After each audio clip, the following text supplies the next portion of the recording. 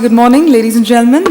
May I please request all of you to take seats. We're about to begin with the business session for the day 3 of this biennial convention. So, ladies and gentlemen, yes, it's the day 3 of the 21st biennial convention of the Federation of Freight Forwarders Association in India. Once again, I'm sure we've always witnessed some very good, interesting perspectives from our speakers yesterday. We continue that trend and we're back again with the day 3 of the convention. Before we begin, we'd like to thank our partners, our official media partner, Daily Shipping Times, our knowledge partner, BMR Advisors, network partner, Gateway Maritime, and print media partner, Cargo Connect and Cargo Talk. Ladies and gentlemen, this business session has been sponsored by Royal Sundaram Alliance Insurance Company Limited. May I now invite on stage our session moderator and session chairman, Mr. Pradeep Panikar, Chief Commercial Officer, Aero, DIAL. Let's have a warm round of applause as we begin this morning. As I now invite on stage our session chairman, Mr. Pradeep Panikar. In his current role, he's responsible for the airline marketing, aero-related cargo, and land and space development and revenues. He's been with GMR Group since the year 2004, and prior to this, he's also been with Feedback Ventures as well as L&T Finance Limited. May I now invite on stage our next speaker for the session, Mr. Pramod Sant, Vice President, Supply Chain Management, Siemens Limited.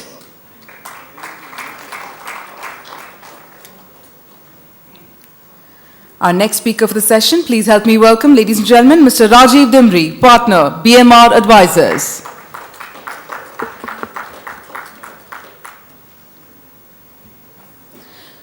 Joining our speakers on the dais, I'd now like to invite Mr. K.R. Bhargava, former Chief Commissioner. Let's have another round of applause, ladies and gentlemen. Our next speaker for the session is Mr. Amit Saharia, Senior Manager, A.T. Kearney.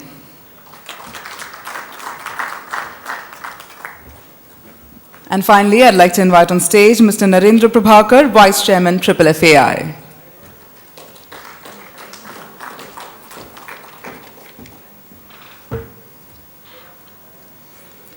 So with that, we are now about to begin with this interesting business session, and I now request our session chairman, Mr. Pradeep Panikar, to begin the proceedings of the session.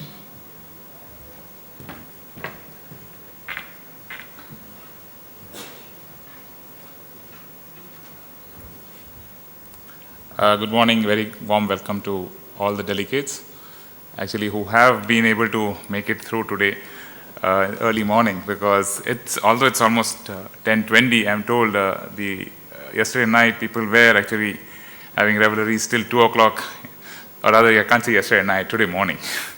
So it's indeed a good pleasure to see at least so many faces here, and I'm very sure as the session goes on, you will have more and more people come in, because this is a very interesting and a very important session in this entire conference.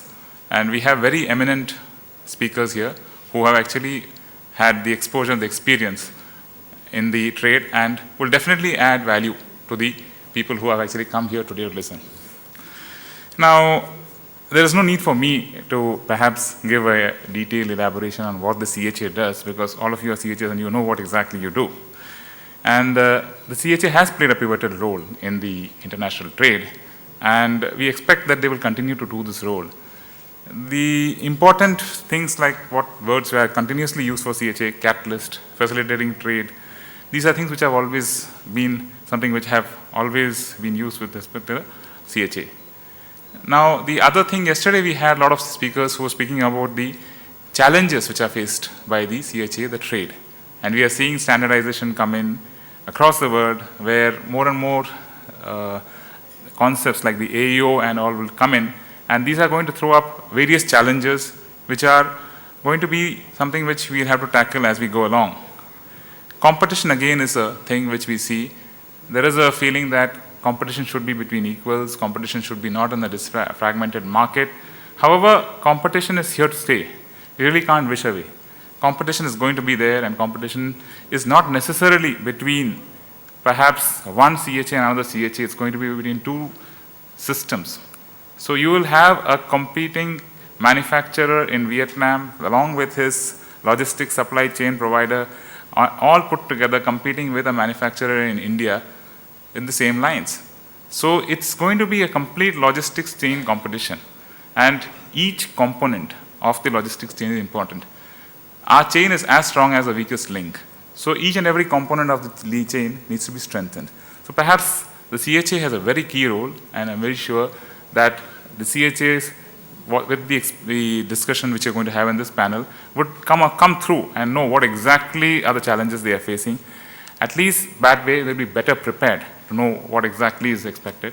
And as the future comes knocking on the door, they will be better prepared to face it. And if you're better prepared, at least half the battle is won. We have an eminent panel of speakers today, and I would be introducing them as they come to speak one by one on the stage.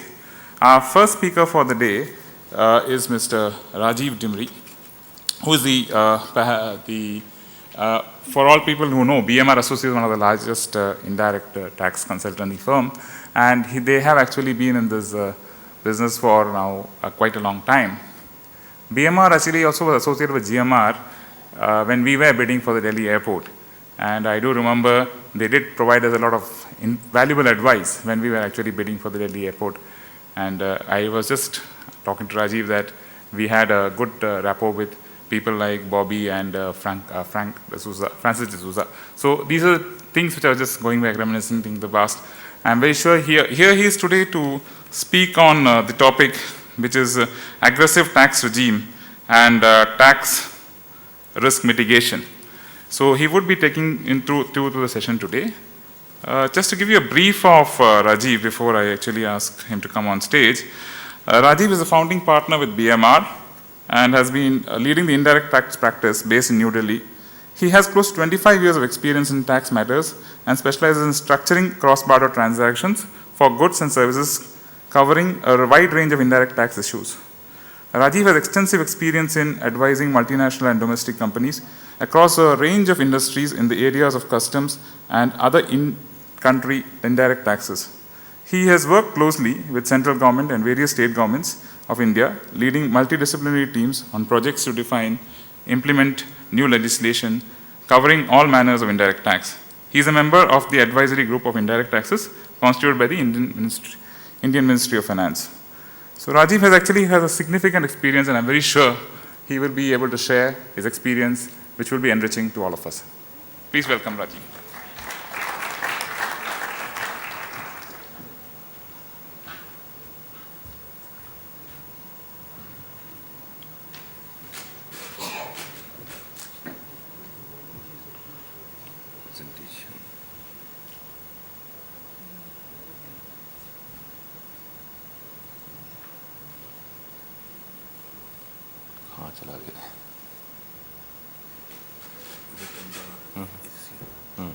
This is the one? No. It was already done actually.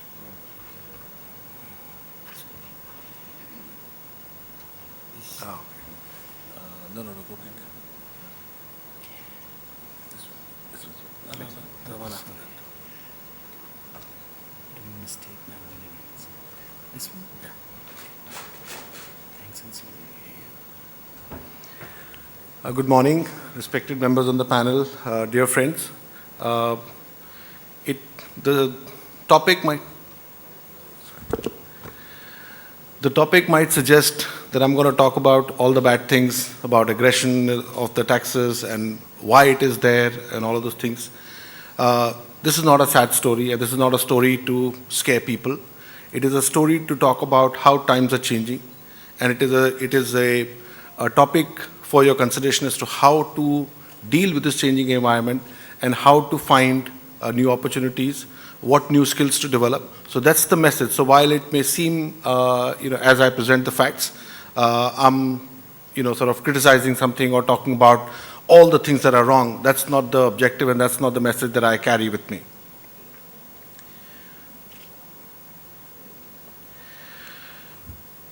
I would not be exaggerating if I say at this point in time, the Indian environment presents the most aggressive tax environment in the world. And it is not an exaggeration, it is a statement of fact. As I travel around the world, as I meet with some of the largest taxpayers in the world, the largest corporations in the world, and people from other tax jurisdictions and people who actually handle the type of work that we do, it is something that is a fact at this point in time. And there are many reasons for that. Some good, some not so good. But the way the tax structures that we have in the country, it's a very fragmented tax environment, and I'm only talking about indirect taxes. We have the taxes at the federal level, we have taxes at the state level, and then we have taxes at the local level. And often, the laws compete with one another. The same transaction gets treated differently by different laws. And that is a feature that is hopefully changed once GST comes in and stabilizes.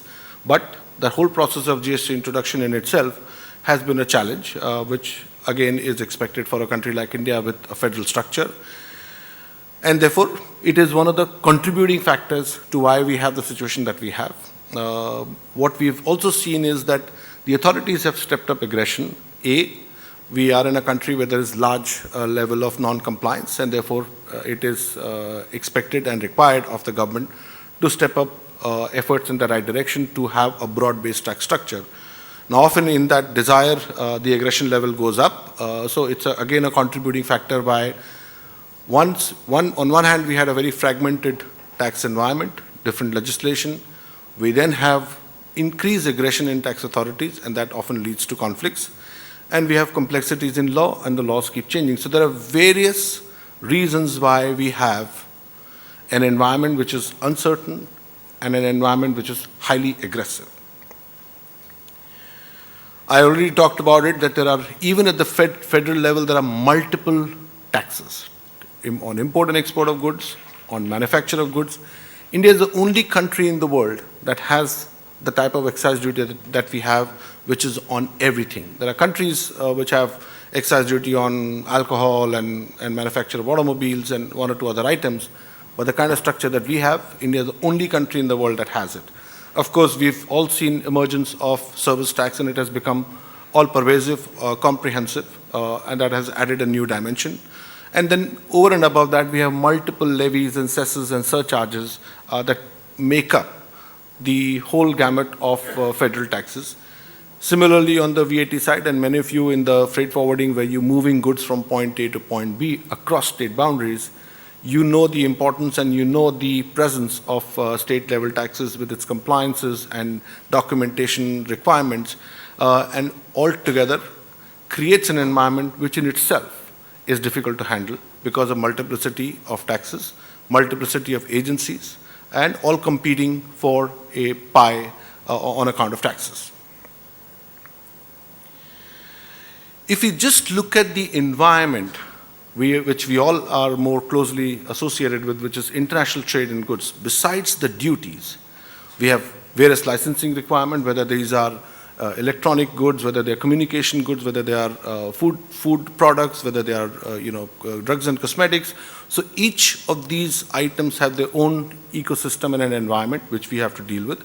That leads to multiple approvals and agencies from a government side that get involved. There are rules about how the goods need to be packaged and the other disclosure requirements contained in the Legal Metrology Act. There are exchange control issues that get applied, and of course the anti-dumping and countervailing duty measures. So even if we look at just the trade which we are more closely associated with, which is import and export, it is not just the customs regulation that we have to deal with. There's a whole ecosystem around approvals and taxes and requirements and packaging rules and so on and so forth. These are some of the tax headlines that have taken the center stage of newspapers in the last 3 weeks. I won't even go further than that. And I'm just flashing these headlines. I'm sure all of you have seen it. So the topmost echelons of the government, whether it is the president, the finance minister, you will have direct statements from them. And of course, screaming headline news about the quantum of taxes that has become a daily affair.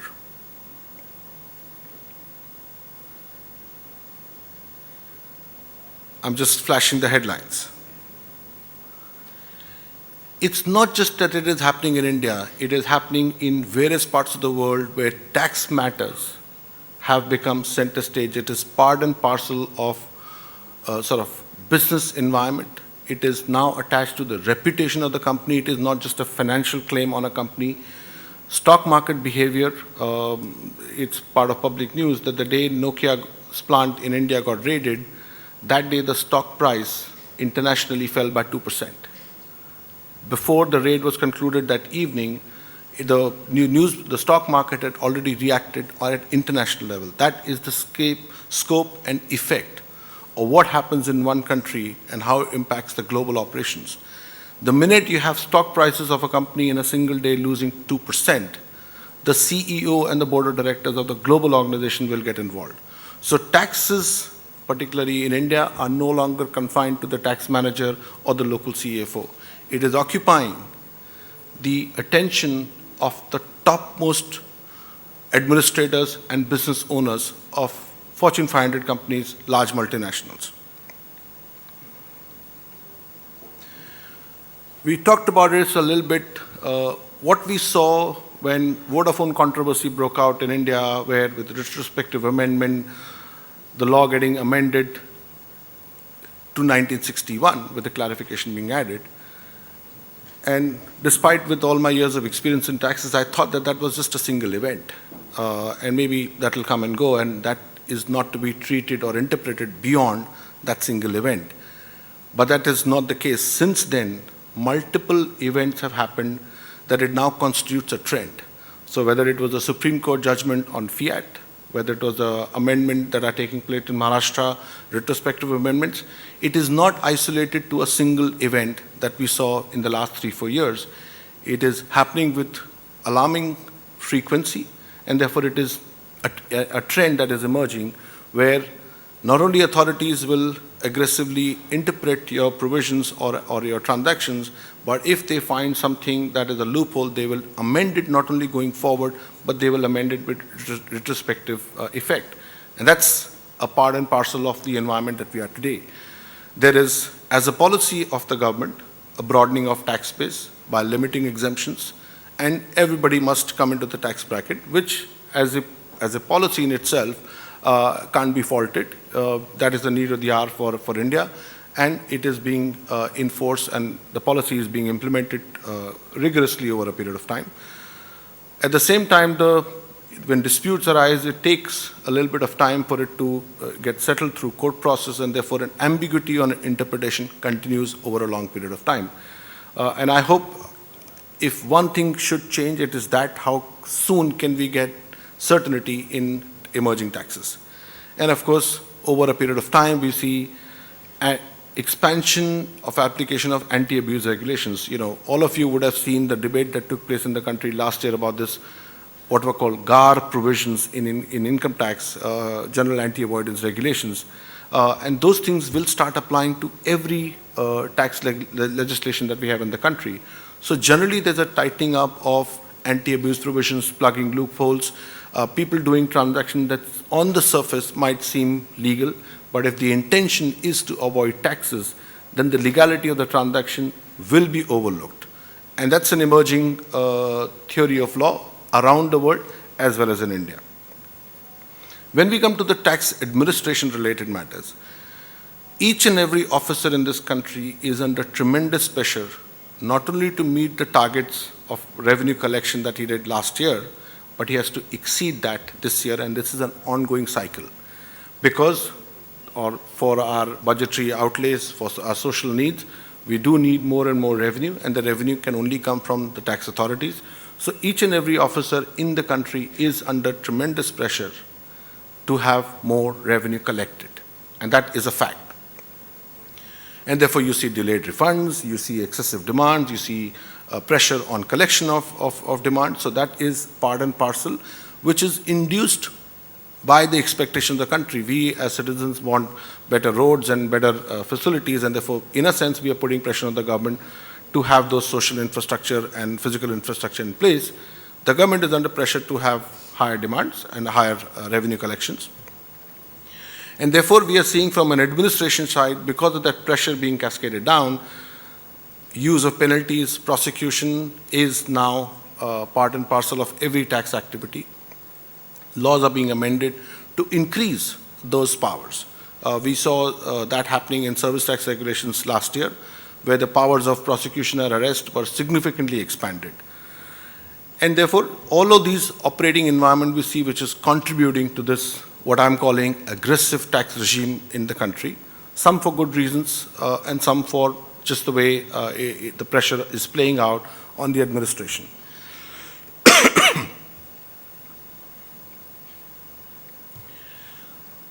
While Indian judiciary is extremely mature, it is very independent, but the sheer pressure of number of cases instituted every year, they are more than the disposal. So every single year, we have more cases being instituted than are being disposed, and therefore the accumulation of cases is increasing every single year. This is government's own data, it's in public domain. And therefore, while once you get a case, it is very well reasoned, it is highly mature, but the speed at which taxes are being resolved, disputes are being resolved, is unfortunately not that fast. On the other hand, the whole line between what is tax planning and what is tax evasion and avoidance is increasingly under fresh debate, not just in India, but we are seeing how it is playing out in UK on cases that are happening against Google, that in 5 years they've done $13 worth of business, but they've only paid a few millions of taxes. So what is effective tax planning and what is abuse is constantly being debated all around the world, including in India. If we look at the changing environment in the customs law, which is a law that concerns a lot more people in this room, is the self-assessment regime that got introduced recently, although it has to fully play out in practice, but the law has already been amended, and that presents a new paradigm. On-site post-clearance audits is a new thing for the authorities, is a new thing for the companies. Everybody will have to learn to deal with this, and things will evolve over a period of time on this. At the same time, the physical aspects at the port haven't really undergone a fundamental change in the last 2 years. The presence and continued oversight and intervention by the customs continues, and that hasn't really changed in any material way.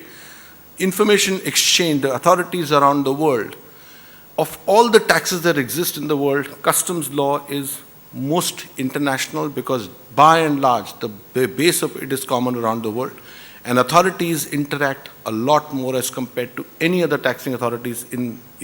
Income tax authorities are trying to get into this exchange of information, but the customs authorities historically have been the closest when it comes to working with one another with different countries. The focus on safety, systems and track record, various programs that's emerging. Customs in part and parcel, as we have learned from US, the customs in part and parcel of homeland security. And that is something that is very rapidly getting integrated around the world. That customs is not just about collecting revenue on goods coming in. It is part and parcel of anti-smuggling, anti-narcotics, and general safety of the country. And therefore you see a lot more laws getting integrated and being administered by the customs authorities. And there's, of course, even a smallest of infraction of procedure, not right form being submitted at the right time, no right declarations, even if it's a small clerical oversight, the response and the approach of the customs authorities somewhat is disproportionate at times to deal with that in the same bracket as a criminal non-disclosure or a criminal concealment of fact, and therefore the onus of correctness of information is that much higher. And of course, with US FCPA, which is the law governing anti-corruption, the most stringent law, what is called UK Bribery Act, has come in, and therefore that is causing a whole new set of environment that is emerging with which we all need to operate in. That's the environment because the situation with our clients, situation with the companies who use our services is changing, and therefore that will have an impact in our relationship with our clients.